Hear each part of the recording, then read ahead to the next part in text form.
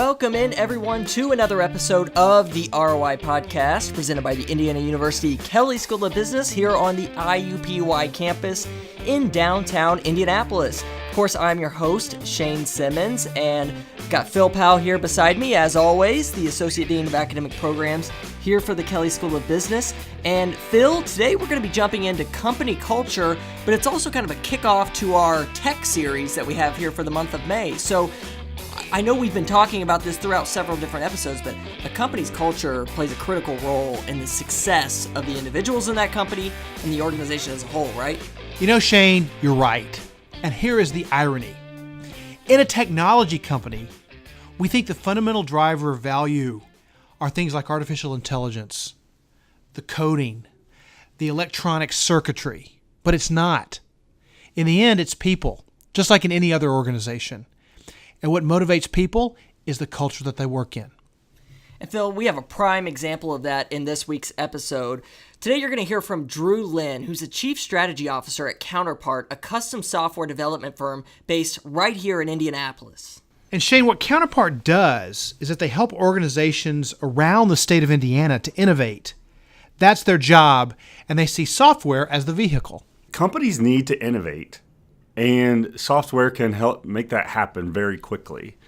But as the Chief Strategy Officer at Counterpart, Drew says the company has been so successful throughout its existence because of the culture it has created. It's a tech company, and as we know, tech companies are truly disrupting the traditional work environment. And that works for Counterpart, which helps them deliver a better product. And that starts with the right team. We've got to have the right team. Personalities aren't all the same, but we rally around a common goal. Some of us are closer than others, but we all have a mutual respect for each other. So the members of the team are a challenge. Luckily, what's interesting is we have several that are like founder level age, and I mean great resource, and they all spend time mentoring. And then we've got this new younger under 30 group that that looks at things differently but mesh well. So you've got to make sure that the dynamics, the chemistry that's in our environment is solid. The right people are in place. There's a mix of age groups which bring experience and new ways of looking at projects, issues, and solutions to the table. And one of the ways they are able to keep that culture that works for them is through flexible work hours, which Drew says only enhances the quality of work they're able to generate. We also not only don't track time, but other than client meetings, you can work from anywhere you want. When you're hired, you're just given a budget. You go buy what technology you want. I don't care. And then every 2 years, you get another allotment to go upgrade it or replace it. And then it's yours. It's how you want to do it. We really try to embrace the personality because not everybody's the same. We're not all. I'm typically in the office 8-ish until sometimes late. We've got some that don't come in until 11, and then they work till 7, 8, or 9. Shane, we are starting to see this type of environment more and more. The freedom to work from home or on your own schedule, but making the employees hold themselves accountable to completing their projects. And Drew says that's a big selling point and why people want to work for them. One of the biggest things has been just embracing the talents and strengths, expertise of the members on your team. You hired that person, you brought that person in to do a responsibility on your team. Let them do it. And maybe it's not the way you know how to do it.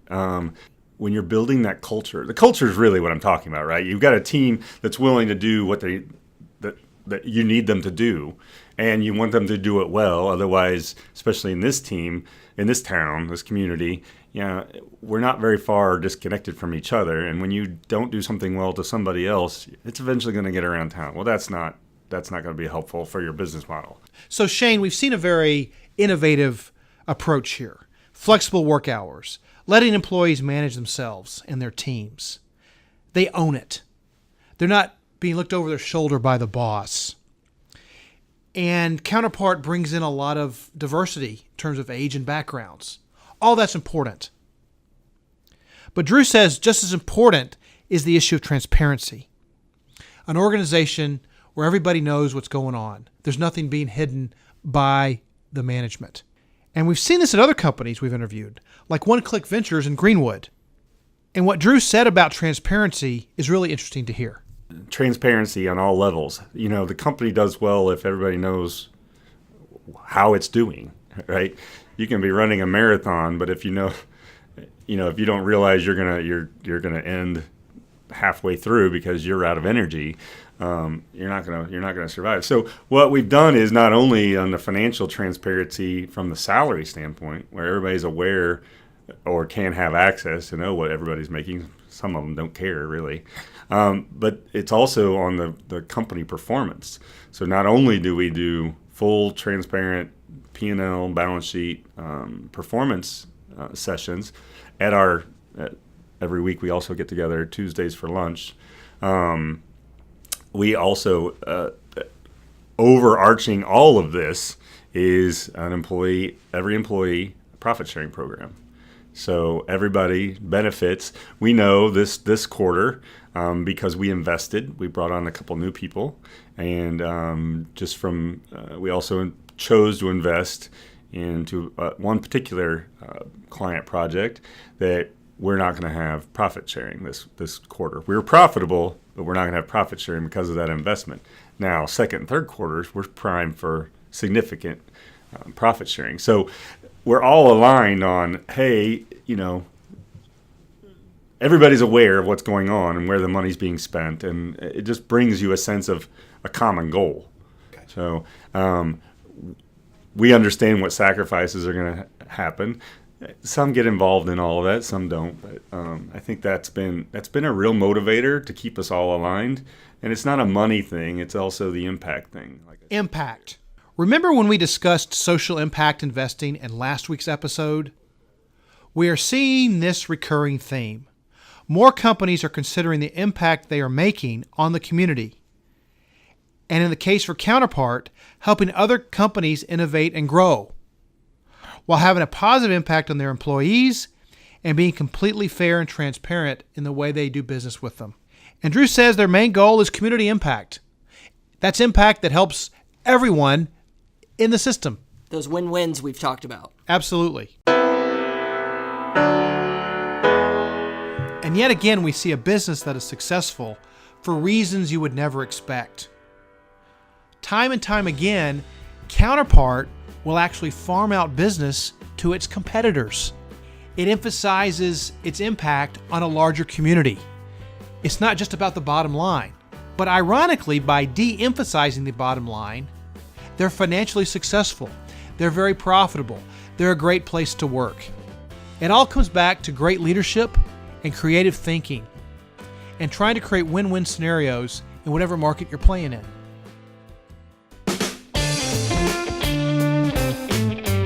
Well, that was a really interesting take by Drew on this interview, because it's really all about helping others. Even like you mentioned, helping their competitors, farming out some of the business to them because they only want to take on so many projects. He mentioned it when you two were discussing, and it didn't necessarily make the interview, but they said, they're not going to be a Salesforce or these type of companies. They want to stay small so they can really focus on the individual companies they work with, but at the same time, they're actually helping those around them, whether it's their customers or their competitors, and everybody wins. It goes back to the impact. So I thought that was really interesting and a really selfless way to look at growing and profiting a company. Well, that's going to wrap up this episode of the ROI Podcast.